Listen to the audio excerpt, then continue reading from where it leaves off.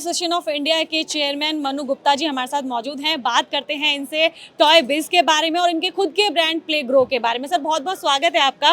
और as a chairman कैसा proud feel हो रहा है, क्योंकि 4 आपने हॉल इस बार भारत मंडपम में बुक किए हैं और 400 से ज़्यादा जो स्टॉल हैं वो इस बार लगी हैं।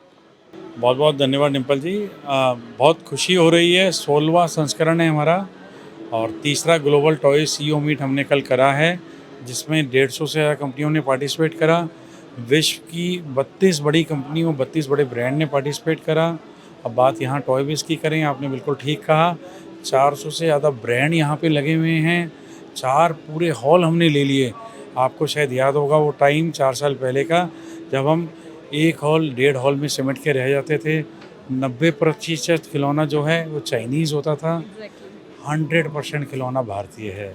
ये हमारे लिए सही में गर्व का विषय है। टॉय एसोसिएशन ऑफ इंडिया ने जो मुहिम चलाई थी प्रधानमंत्री जी के आह्वान पे कि देश में खिलौना बने, आज हम वो सिद्ध करके दिखा रहे हैं। सर शुरुआत में कितनी मेहनत लगी है इंडियन जो इकोनॉमी है, स्पेशली अगर टॉय एसोसिएशन को देखते हुए, या क्यों कहें कि टॉय की जो कंपनीज हैं उनको, क्योंकि कुछ भी चीज़ उनको नहीं पता था क्या चीज़ कैसे बनेगी या माल कहाँ से लेंगे। शुरुआती जो बुनियादी चीज़ें थी उनको नहीं पता था, जानकारियाँ नहीं थी। जानकारी इकट्ठा करना, फिर शुरू करना, फिर एक रिस्क भी होता है जब एक नया सेटअप हम लगाते हैं। तो कैसे, क्योंकि हिम्मत बहुत करनी पड़ी है इस इंडस्ट्री को, कितनी हिम्मत लगानी पड़ी? बिल्कुल, देखिए, जब प्रधानमंत्री जी ने हमें दिशा दिखाई 2020 में, तो ये इंडस्ट्री नहीं, एक कुटीर उद्योग हुआ करता था। कुछ लोग, कुछ समूह अपनी छोटी छोटी फैक्ट्रीज़ में कॉटेज, माइक्रो और स्मॉल लेवल पे खिलौना बना रहे थे। भारत में ही उसका कंजम्पशन था। जब उन्होंने दिखाया कि विश्व का मार्केट $120 बिलियन से ऊपर है, हमारा कंट्रीब्यूशन 1% से भी कम है, और ये low technology, highly labour intensive segment है, और ऐसा सेगमेंट है जो बच्चों की मानसिक, शारीरिक विकास में बहुत सहयोग करता है। तो हमें लगा कि ये इसमें करने के लिए बहुत कुछ है। जब उन्होंने राह दिखाई, जब उन्होंने तब इसकी दशा बदली। बहुत सारे नए लोग बनाने वाले आए। क्वालिटी स्टैंडर्ड जो भारत सरकार ने लगाए, वो इसके लिए सबसे बड़ा निर्णय था। तब हम समझ पाए कि क्वालिटी की महत्वता क्या है। क्वालिटी ही हमें विश्व में लेके जाएगी। खिलौनों में 2 चीज़ें इम्पॉर्टेंट हैं, क्वालिटी और इनोवेशन। दोनों आज हम कर रहे हैं। आप यहाँ देखेंगे कम से कम 20,000 तरह का खिलौना यहाँ पे लगा हुआ है। यहाँ पे जो 400 मैन्युफैक्चरर हैं, वो 40,000 से ऊपर किस्म का खिलौना बनाने में सक्षम है। विश्व को पता है कि वो यहाँ आएंगे तो वो एक कंटेनर लेने आएंगे, 100 लेके जाएंगे। प्राइस भी हमारी बहुत सपोर्ट है, और गवर्नमेंट की पॉलिसीज़ भी इसमें बड़ा रोल प्ले कर रही हैं, जैसे national action plan on toys.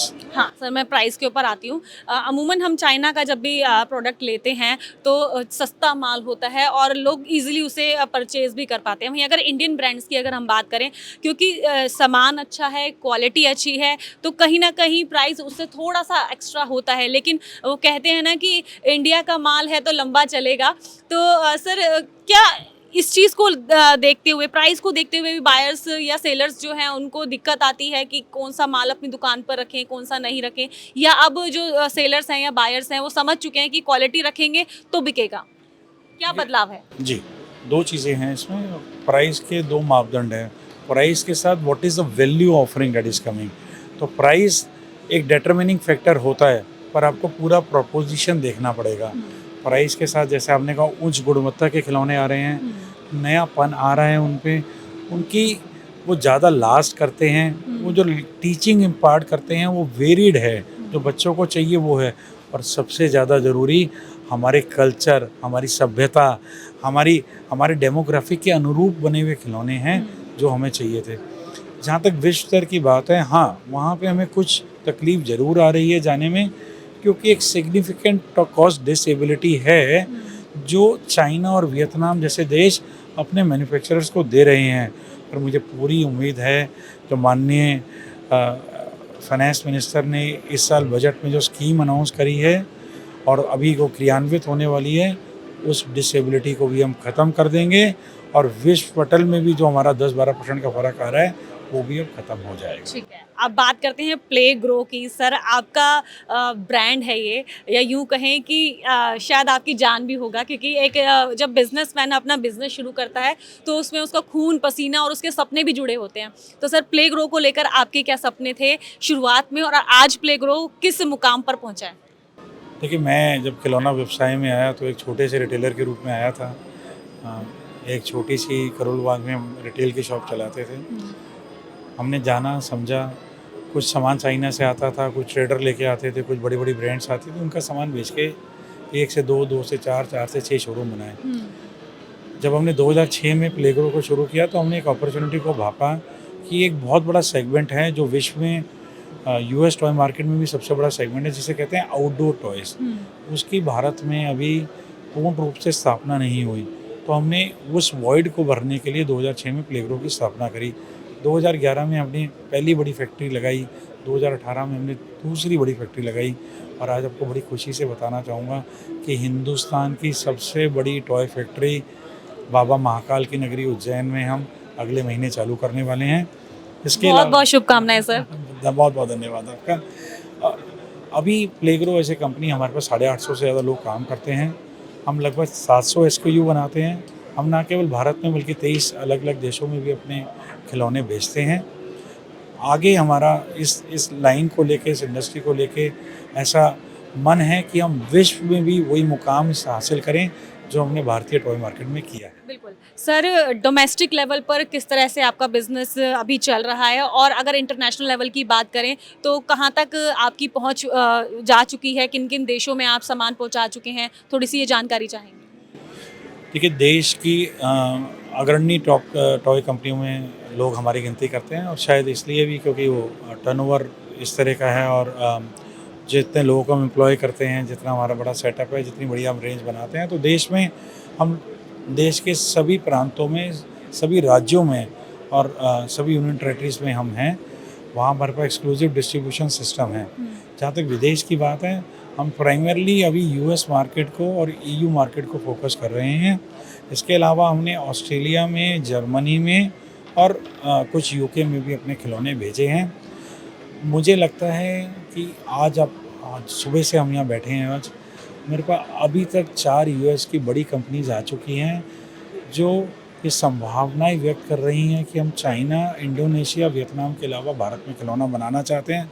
क्या आप तैयार हैं? हमें केवल वो सोच को आगे बढ़ाना है, अपनी बैकवर्ड इंटीग्रेशन को कंप्लीट करना है, इकोनॉमीज ऑफ स्केल लानी है, बड़ी यूनिट लगानी है। ऑर्डर्स तैयार हैं। मुझे पूरा यकीन है कि जो 1% से कम भारत का शेयर है वो 10% होने वाला है, और प्लेग्रो उसमें अग्रणी भूमिका निभाएगा। सर हम देख रहे हैं, जैसे आपके प्रोडक्ट्स जो हम देख रहे हैं, जो चीज़ें देख रहे हैं, कुछ चीज़ें ऐसी हैं जो हम स्कूलों में यूज़ करते हैं, लाइक चेयर्स हो गई, टेबल्स हो गए, इस तरह की चीज़ें हैं, कुछ स्लाइडर्स हैं, स्विंग्स हैं। सर अलग तरह के टॉयज़ हैं, कुछ जो बाकी लोग बना रहे हैं वो इस तरह के टॉयज़ जो हम घर में अमूमन यूज़ करते हैं, लेकिन ये थोड़े डिफरेंट टाइप के टॉयज़ हैं, और ये उन जगहों पे यूज़ होंगे जहाँ बच्चे एक बड़ी संख्या में इकट्ठे होंगे और खेलेंगे, इनका आनंद लेंगे। कैसे मन में आया था कि करना है तो ये करना है?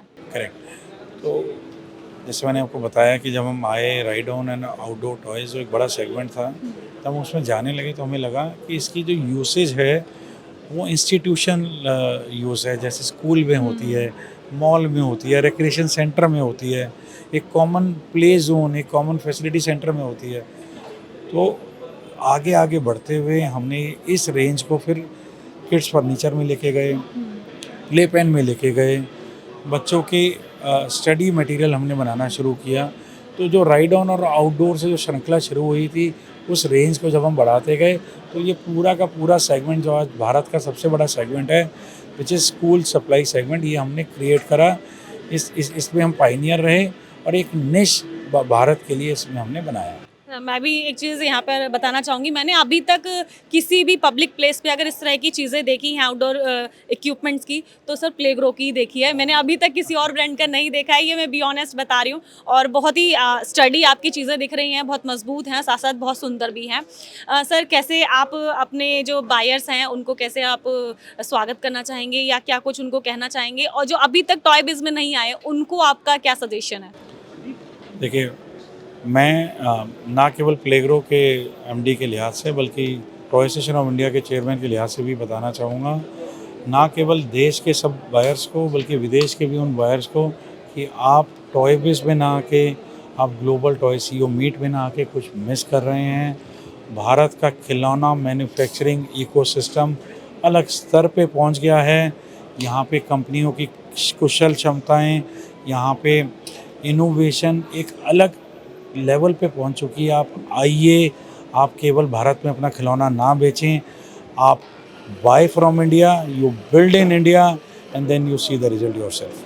धन्यवाद सर। ये थे मनु गुप्ता जी, चेयरमैन हैं टॉय एसोसिएशन के और साथ ही डायरेक्टर हैं प्ले ग्रो के। बहुत ही अच्छी वार्तालाप हमारी इनके साथ हुई। ऐसे तमाम और अपडेट्स के लिए सर हम आपके पास आते रहेंगे, लेकिन फिलहाल के लिए इस चर्चा को यहीं पे हम समाप्त करते हैं। धन्यवाद।